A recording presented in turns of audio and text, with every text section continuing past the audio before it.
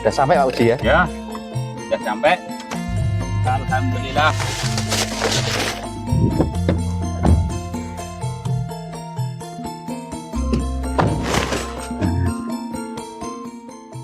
Ini tempat tinggalnya Mbah Sariti. Wah, kula nuwun. Wah, pun kabare Mbah? Sehat? Sehat. Hmm. Mari kok Oh, di bengkek tak boleh minta pembeli. niki jajanan roti, kopi, biskuit, cemilan.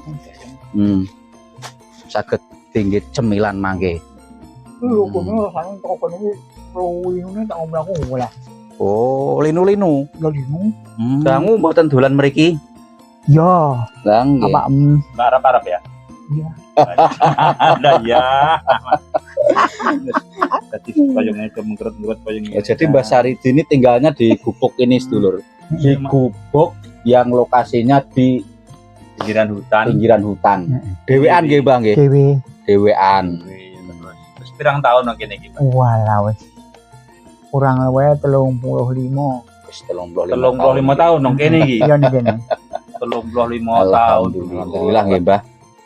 Mboten saged maringi kathah, cuman jajanan niku mawon. Iya ora kok. Bang nggih. Marai nek ngeten kan saged nggih jenengan cemil sak wayah-wayah. Nggih pun nggih Mbah. Ngoten mboten dangu-dangu.